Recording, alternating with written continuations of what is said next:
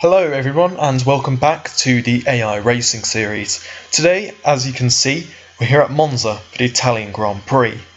24 laps today of this incredibly historic circuit in Italy.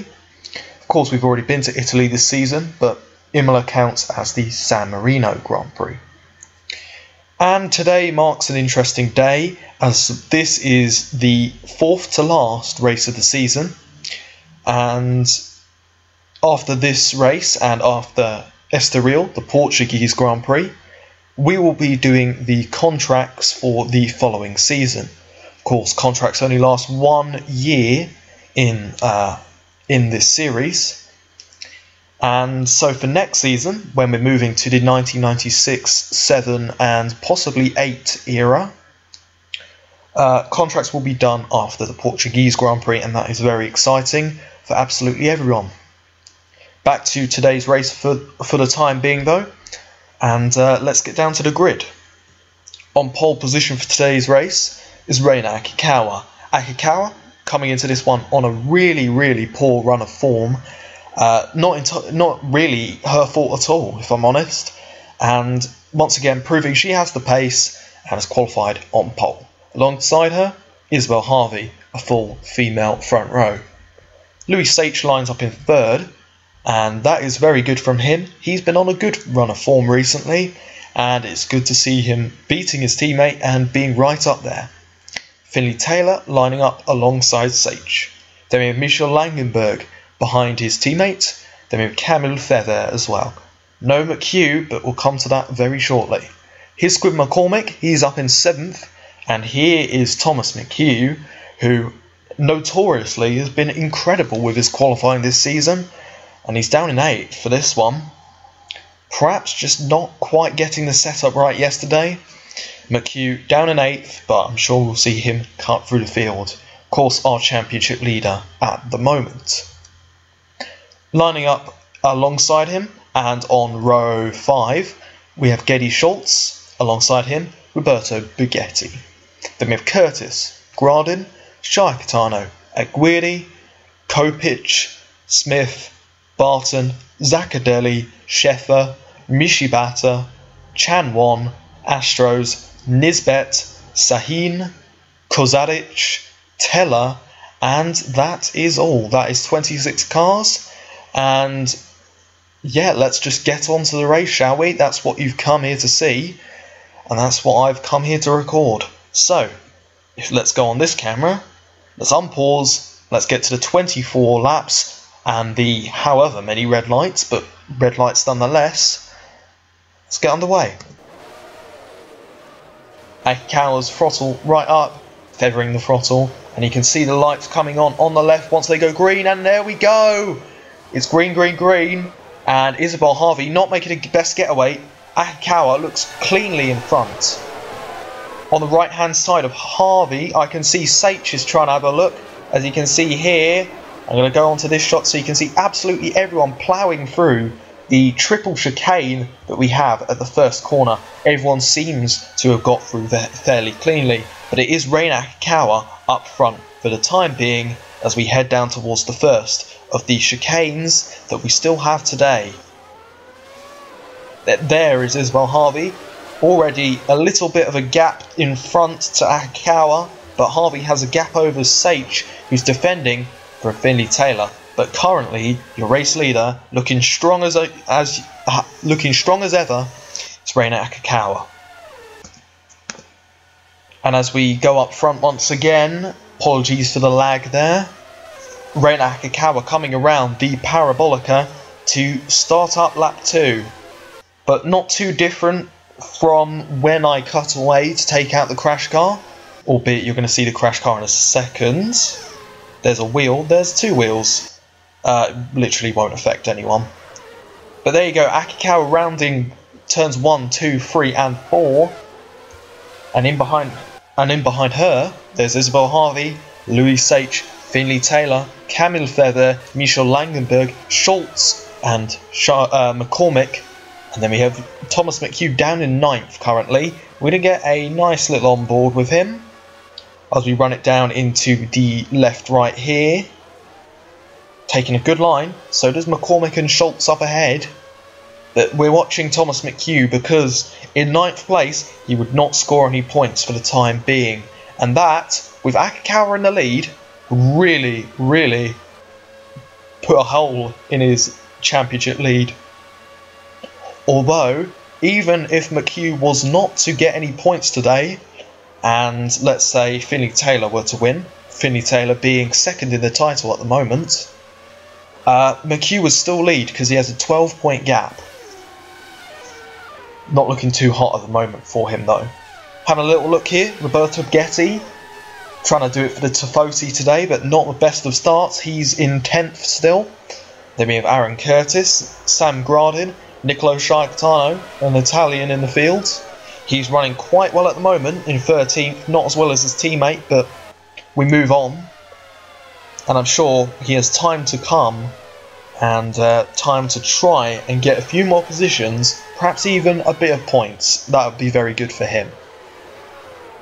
Here's Brian Smith in the Ligier, he's in 14th. Then we have Minardi's Matthew Barton, someone who AIRS really has been keeping an eye on because he's been very good this season. Here's Marcos Aguirre on the other hand, in the Scuderia Italia, another Italian team, as we have a yellow flag. And oh my goodness me, I think that's Sam Gradin without a front wing. What has happened here? I think without a front wheel, I meant, sorry. So, as you can see, Sam Gradin right here, he's got no one in front. Oh my goodness me! Oh my goodness me! Sam Gradin has crashed into the wall there. He's been hit by Zaccadelli, but we're going to get another replay of that. That is... Jesus Christ. So he's had a brake failure and he's pulled out to the outside there. Very early brake failure, but he's gone ploughing into the wall. And with these cars, the front end of that car is not really a crumple zone. Your legs are where the crash structure is. And I think Sam Gradin, it's not looking good for him. We'll come back to him later if we get any news during the race. But Sam Gradin's going to have to be extracted from the car. Hopefully he's alright. But we're going to go up front once again. See, Thomas McHugh's in 9th. Sam Gradin's car will be moved pretty easily. It's in a nice spot to try and remove. As I'm going to have to go up front now. As, yes, Sam Gradin's car has been removed and he's going to be looked after. I'll give you the news when I can. Race will continue though. So we have Reina Akikawa being chased down by Harvey, and Harvey right in the slipstream. Is she going to try and move down into the first chicane? She's looking up the inside. Doesn't go for it. I mean, it's a hard place to try and make a move, that. Obviously the old triple chicane at the first few corners does make for some interesting racing, and it's more fun to hot lap in my opinion. I'm going to go on board with Harvey, as Harvey's looking right up the inside of Akikawa. I think there was a bit of contact there.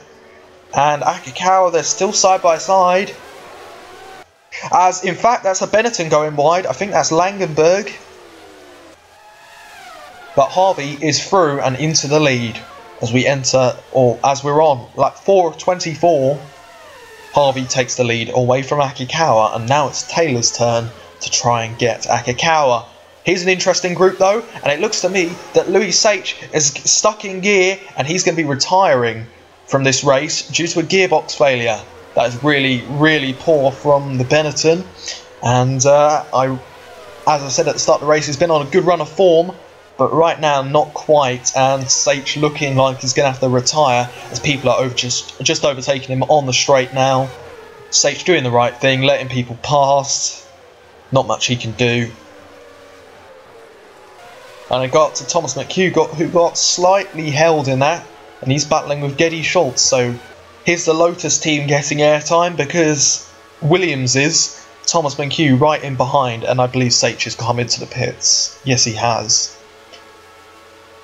And here comes McHugh. He looks up the inside into one and thinks better of it.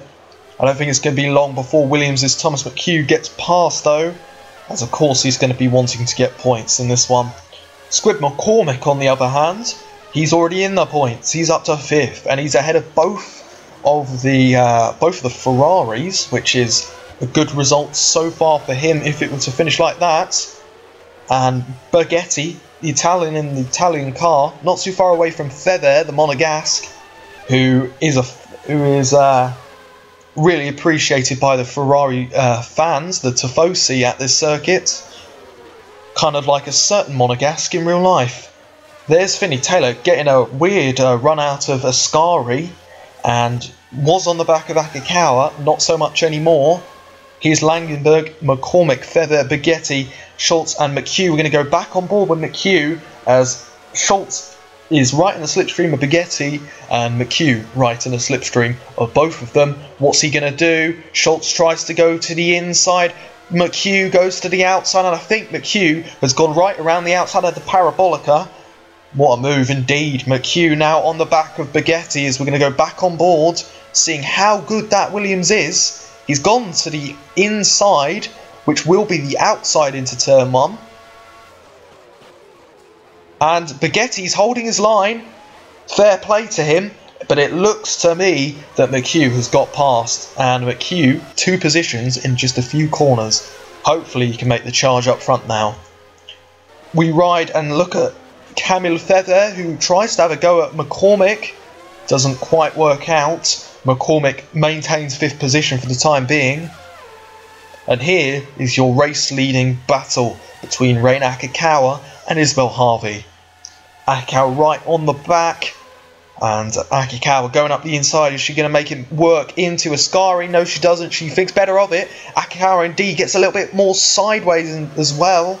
Perhaps Akikawa just on the very edge of grip, pushing to the limit, and not quite being able to make the move. The car just wouldn't allow it. So you run down into the Parabolica. No one's really close enough to try and make a move. I'll have to stick on board with this battle, as they're not too far away though. And with the big old front straight, that's going to allow some slipstream. And here comes Akikawa. Is she going to repeat what McHugh did on Bergetti, I believe it was? Akikawa right alongside as they come down into 1. Harvey tries to hold her line, but it looks to me that Akikawa has got it done. Indeed she has. And now Finley Taylor fancies a look. But Akikawa retakes the lead as we enter lap 7 of 24, almost 1/3 of the way through the race already. I want to have a look at retirements in a second, and I will do now, seeing as no one tried to overtake into the chicane. But Louis Sage and Gradin are the only retirements. Let's have a look with TJ Nisbet, shall we, the Minardi driver. He's right behind another Italian car of Gin Chamon in the Scuderia Italia, or Team Italy, very imaginative name. As Vincenzo Zaccadelli in the Jordan, another Italian driver. Got a few Italian drivers on this grid, which is actually really nice to see, seeing as, oh, Aaron Curtis pulled off to the side there. Aaron Curtis surely going to be out of the race. That is a shame from him. I don't know exactly what position he was running in, but he certainly wasn't doing a bad job, and that's not good for the Ligier team. So we're going to come to the outside shot, and we're going to have a little look at, here is Alan Kopich, a driver who's been very full of promise this season. He's down in 14th, but I suppose that's better than having a brake failure like your teammate Sam Gradin, news of which he's in the medical centre now, but we'll keep you informed. I don't know when we'll get the news. Matthew Barton in the Minardi as well, as we have another retirement actually. I've just noticed, as Alan Kopich not quite making a move on Barton. We'll have a little look back so we can try and work out who's out. And it is TJ Nisbet, so I've absolutely cursed him. We run on board with him, and he is out.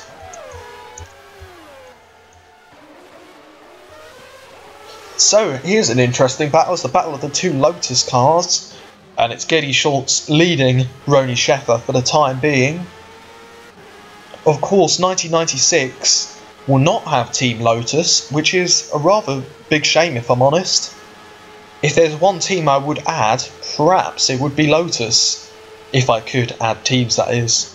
And you know, in future, It's not a bad idea. Let me know what you think of that one, actually. That would be quite interesting to see some of your feedback. Of course, I should be in the live chat, but I will have just had work and, you know. And indeed, speaking of work, yeah, I've got a job. I work 24 hours a week now, which is not going to affect the quality of these videos or my other league. But of course, you guys care about AIRS here. But yeah, it's not going to affect anything we do here, and things will resume as usual, just like we're doing today. As a car pulls into my drive, assume that's my mum. Lovely. As if you needed to know that. But as you can see, Ronnie Sheffer being quite gentle with teammate Schultz, not wanting to take each other out. And indeed, Sheffer perhaps is going to have a go coming down into the chicane. I'm going to go up front in a second so you can see the lead battle. And indeed, Sheffer tries very late and has pushed Schultz onto the grass. Schultz gets sideways out of the corner and thus lost them both times. So Sheffer really just wanting to push his way past, and indeed he has done so.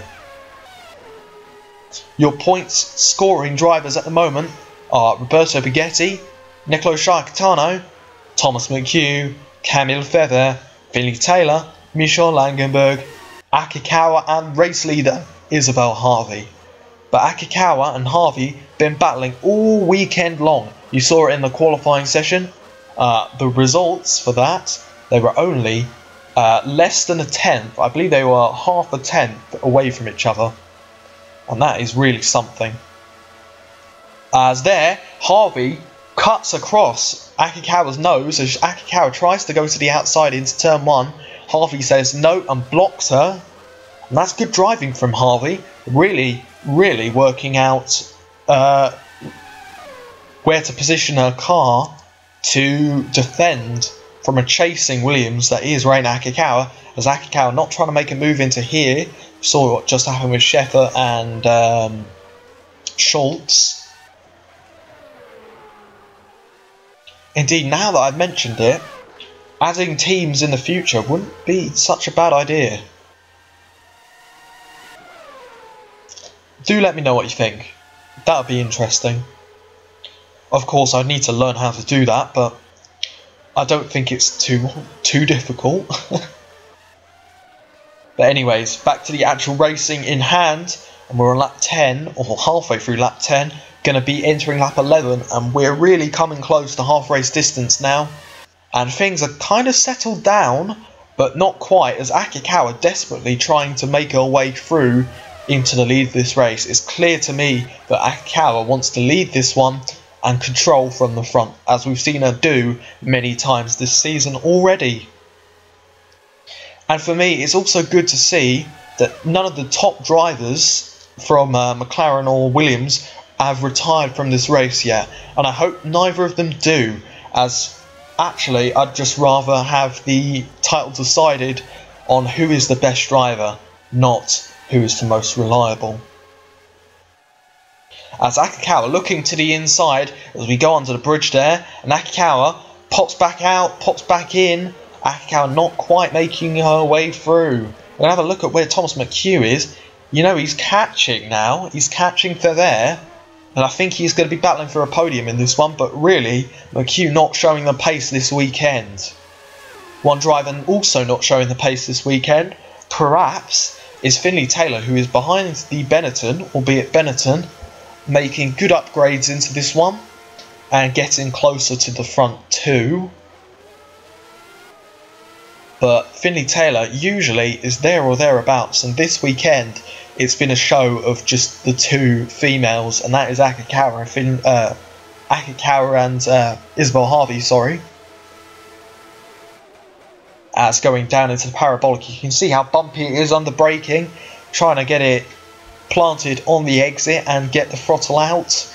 And as you can see, Finley Taylor slipstreaming Langenberg here, and he's going to go to the outside as Langenberg defends the inside pretty comfortably, and in fact Langenberg goes across and actually forces Taylor to give in. I don't think that'll be for too long though, as you can see Finley Taylor really pushing to get past Langenberg now. Perhaps thinks he has the pace to catch the lead group, And indeed, here's Akikawa. Akikawa looks at the inside of Harvey, doesn't quite do it, and Harvey still defending brilliantly. As you can see, as I've gone the complete wrong way, I apologise for that. Finley Taylor has got past Michel Langenberg. Langenberg down into 4th. Any more retirements? No, we haven't. Only 4 so far. I feel like that number will increase as the race goes on though. So just stay tuned for that. So we see Michael Teller battling with Marin Kozadic for the final classified place. So last place and 21st. And Teller gets past Kozadic there. Pretty decent overtake. There's a lot of action in this back and midfield. Or I should really just call it the midfield, since seeing as the back markers don't actually qualify. But yeah, at the lower midfield, there's some good action going on, if I'm honest. As actually this little group of cars are pretty spread out, but here is a group of cars who are definitely not spread out. I can see Ryan Mishibata in the middle, Japanese driver. He's in 14th for the Jordan team, and he's beaten his teammate currently. And so far, that is actually really good from him. Didn't qualify for the Belgian Grand Prix, so this is his first actual Grand Prix. And I'm pretty proud of him. He's doing a good job. Bit of contact there from Brian Smith on the back of Mishibata, as Alan Kopich really not showing he has the pace this weekend. And he showed pretty much all season that he's a very quick driver, so all of these guys should be pretty pleased to be in a battle with him. And up front ahead of him you can see Geddy Schultz, and you can see Matthew Barton as well. His car, I've heard, has got some very good upgrades on it, and yeah, just it's a good car now, that Minardi, or his Minardi in particular. And yeah, he's doing a good job. Matthew Barton, another one to watch for the rest of the season. Going to see who's in the points still, and it's Nicolo Sciacatano, who leads a massive train of cars as we go down the back straight. But it's Nicolo Sciacatano who is actually in the points. Then we have Roberto Baghetti, Thomas McHugh, Camille Feather, Michel Langenberg, Finley Taylor, Isabel Harvey, and of course Reina Akikawa, who now leads this race. Having got past Isabel Harvey, Harvey is going to try and make a move down into the chicane. She backs out of it. And on lap 14 to 24 now, as I work out when is 2/3 race distance, I believe it would be lap 16. So once the drivers have completed 16 laps, that will be when the classification opens. As you can see, Finley Taylor on the back of Harvey now tries to make a move into the first stage of a Ascari. Doesn't quite work out for him. But after saying that Taylor doesn't have the pace this weekend, he's trying to prove me wrong, and he's trying to overtake Harvey now. On board with the McLaren, 2 McLarens battling 1 Williams, McHugh down in 6th, and as you can see, Harvey goes to the outside. Oh my goodness me, are they going 3 wide? That's not going to work, fellas. Harvey pulled back into the slipstream, but Finley Taylor makes a brilliant double overtake. My goodness me. Let's get a replay of that. So as you can see, Finley Taylor getting a double slipstream. Harvey pulls to the outside. Taylor goes all the way to the inside, and they run it 3 wide before Harvey goes back into the slipstream of Akikawa, and Taylor all the way through, and he is now your race leader. We'll go on board with Akikawa's round the Curva Grande. She's looking feisty, and so too Isabel Harvey right in behind. As indeed, oh my goodness me! Oh my goodness me! Isabel Harvey gets very sideways, pushing so hard. I think Akikawa made a little mistake, and Harvey followed her in. And Harvey makes that mistake, and off the lead group now. Fresher gets to Harvey and makes a mistake. almost taking out Michel Langenberg as well. Langenberg has to back off. And that's really changed the face of the race, as we're on lap 15 now, and the group up front is now a two-way fight between Vinnie Taylor and Reina Akikawa. Can Isabel Harvey catch back up? Can the guys in behind, being Michel Langenberg, Camille Feather, and of course Thomas McHugh, catch the lead group either? Only time will tell.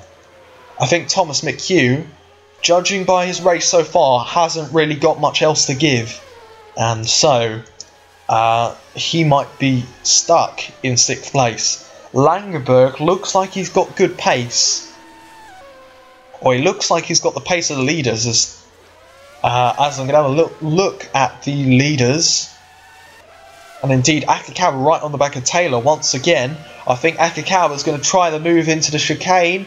Is Taylor going to defend? No, he doesn't. He sticks to the outside.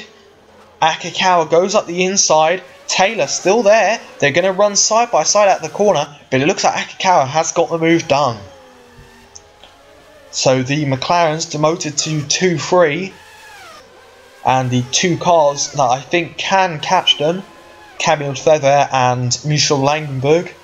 Michel Langenberg in particular, they're closing up a little bit. Gap between Harvey and Langenberg, as you can see, is 1.25 seconds. I'm going to have a little look at the fastest lap indeed, and indeed that is Camille Feather on a 1:24.4.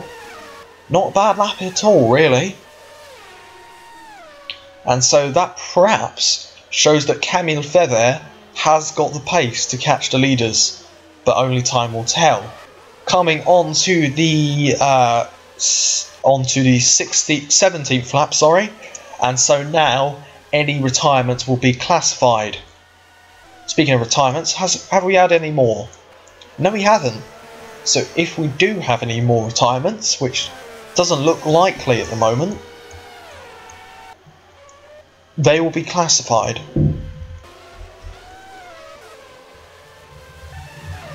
Up front, Vinnie Taylor got back the lead, but Akikawa right on the back end, and Akikawa looks up the inside, doesn't make it work, and in fact Isabel Harvey, perhaps because of Taylor and Akikawa squabbling, Harvey has once again caught up after that mistake, and yeah, it's going to be a three-way fight for the win once again. Harvey probably turning up the fuel mix, using a bit more tyres, a bit more fuel, to try and catch the leaders once again, and then can settle back into the rhythm of the race.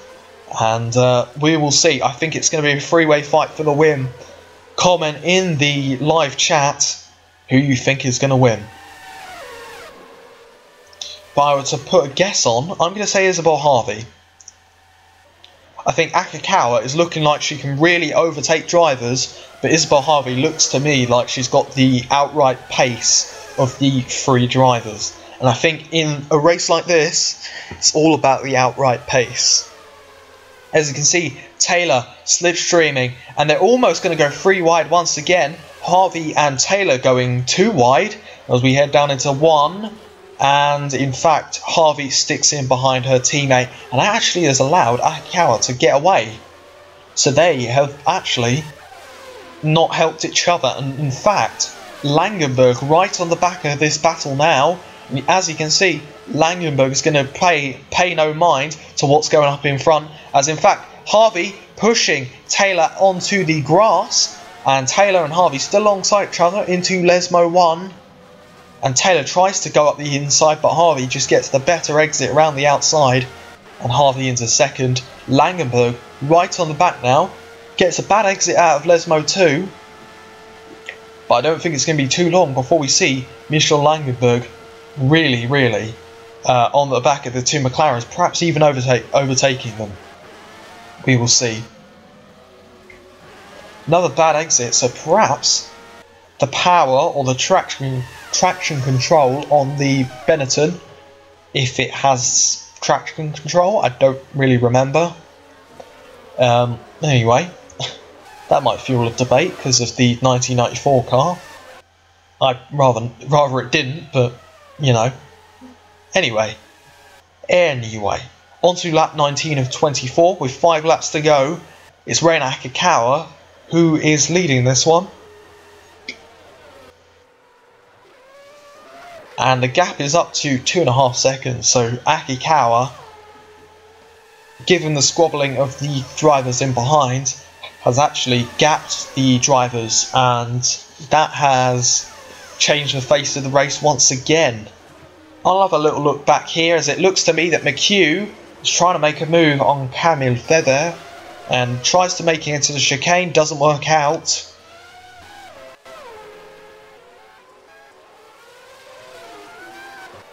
And it looks to me that everyone's kind of spread out. Here's Michael Teller battling with Vincenzo Zaccadelli. I'm going to go on board with Teller, give the March team some love. And as you can see, the Ilmore engine, I believe, in the March, catching the Yamaha engine of the Jordan. And in fact, Teller going for a dive bomb into there, backs out of it. And in fact, listen to that engine. Sounds very, very nice indeed.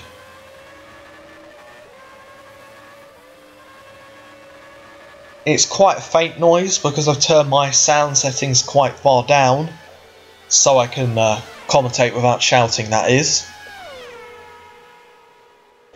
But indeed, everyone doing a jolly happy time. Halil Sahin is your last place driver, battling with Marin Kozadic, two drivers who have come in halfway through the season, and so it's kind of fair to say why they're going to be in the bottom positions.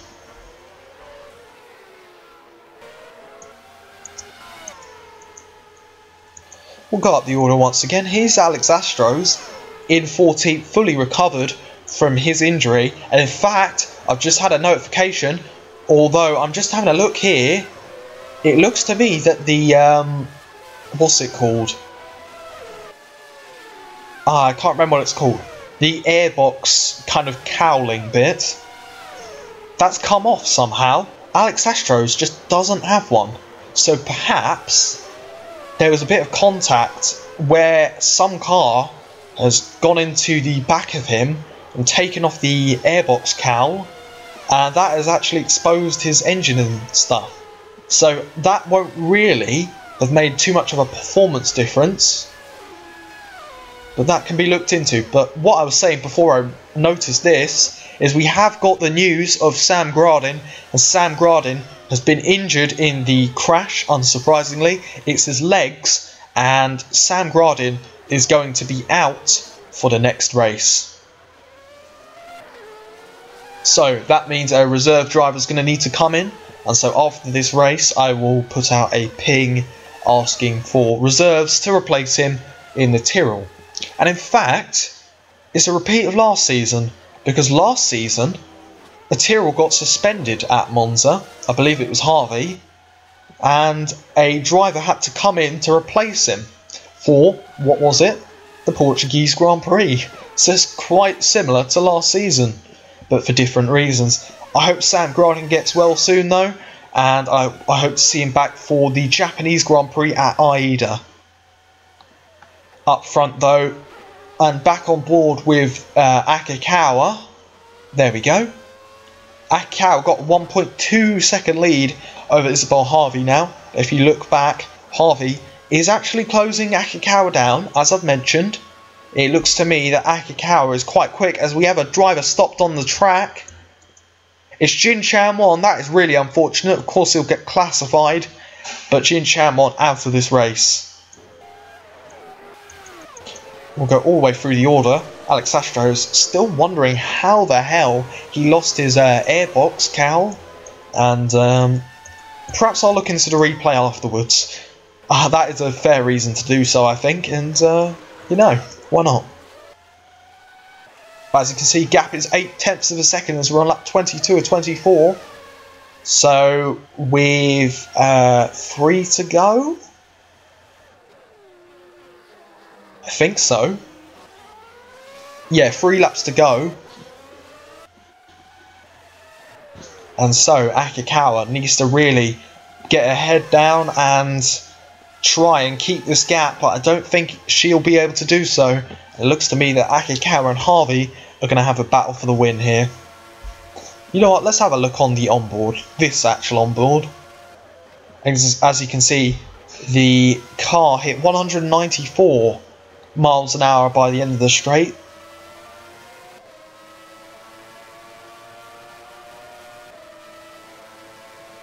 In the slipstream, right down to the final corner. The Parabolica, of course, hitting 194 again. Akikawa getting a little bit squirrely on the exit. Perhaps the tyres just wearing down a little bit now. And Harvey really getting close. You can see how big the slipstream is. She pulls to the outside. She's still there, having to go out the throttle so she doesn't hit the back of Akikawa. And that has allowed Akikawa to maintain the lead for the time being. On lap 23 or 24 though, this is the penultimate lap of the race. And as you can see, Harvey got a lot of speed coming around the Curva Grande and now coming down into the chicane. Harvey brakes late, Akikawa also brakes late. Positions have been maintained. As here's Thomas McHugh, this is quite important. He's making his way up to 5th, battling with Camille Feather. And it looks to me that McHugh goes right around the outside of the Lesmo 1 corner. Through Lesmo 2, McHugh up to 5th. Not a great result for him, but it's damage limitation, and it's not too bad for him. And of course, Finney Taylor is running in 3rd currently. And he is the main threat for the title. So actually, it's not bad damage limitation for McHugh. As we run down towards the final corner, Harvey right in behind Akikawa, and it's going to be a one lap shootout for the win. And who's it going to be? Is it going to be Reina Akikawa, or is it going to be Isabel Harvey? So we're going to go on board with Harvey as she goes to the outside. Akikawa runs her close to the grass, and Akikawa in front going into the first few turns. Next opportunity to try and overtake someone is down at the chicane, and actually Harvey gets a bad exit out of the first few corner, the complex to start the lap, and coming down into the chicane now. Harvey not looking up the inside, perhaps focusing on getting a good exit, but she doesn't even get a good exit, and coming in towards Lesmo 1 now. You can see Akikawa doing everything she can to put her car where it needs to be. Coming down the straight now, under the bridge where the oval overlaps, and Akikawa defends into Ascari, and I think that's going to be it now. Isabel Harvey blew her chance. She tried to make the move up the inside into Ascari, it didn't work out. And now she's more than half a second away as she slipstreams her way down the straight into the Parabolica. She goes late on the brakes, but I think if we come onto the outside shot, indeed, around the final corner, it's going to be Reina Akikawa who's going to come along the straight, across the grid slots, and across the line to win the Italian Grand Prix. 10 valuable points in the race for the championship for Reina Akikawa, and that's really crucial, because a bad result here would have meant she's out of it. But 10 points to Akikawa, that's going to do her the world of good. And same too with Isabel Harvey. Fought valiantly for the win, but second in the end. 8 points for Harvey. Final place on the podium, it's Finney Taylor who finishes in 3rd. Michael Langenberg 4th for the Benetton team. That's not too bad for him. And in behind Langenberg, it's Thomas McHugh. Thomas McHugh didn't really have the pace this weekend, but damage limitation, and McHugh does a good job and finishes 5th. Camille Feather, she finishes in 6th, ahead of teammate Roberto Baghetti, and Baghetti getting his first points for Ferrari. Of course, the Tifosi would have wanted to see Ferrari right up there, but certainly a 6-7 is not bad for Ferrari given how their season has been. The final place on the podium is Matthew Barton. And that is an absolutely fantastic result for Matthew Barton once again. He finishes in 8th. Going to go to the end results and the screen now. So there's one retirement that I didn't catch. It's Ronnie Sheffer. And Sheffer retiring on the final lap with brake failure. And that is quite sad if I'm honest. And of course, as I mentioned, Sam Gradin, car in the pits. They got it back to the pits. But Sam Gradin, he's going to be out of the next race. And a replacement is needed. That's an understatement. Yeah, a replacement is needed. He's got an injury and he will be out for one race. So a reserve driver is going to have to come in.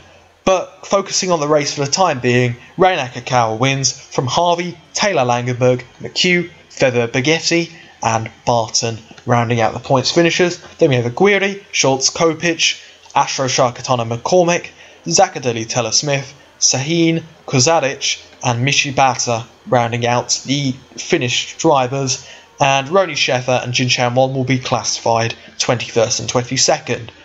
But thank you ever so much for watching this race. I hope you have enjoyed. Leave a like, subscribe, all of that good stuff. And I'll see you on Monday for the Portuguese Grand Prix at Estoril.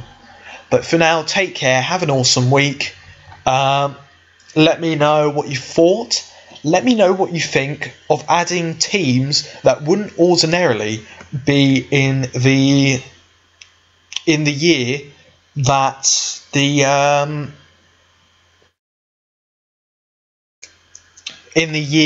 era was. For example, having Lotus in '96. But yeah, thank you ever so much for watching. I've already said all this. I'll see you in the next one, guys. Peace out.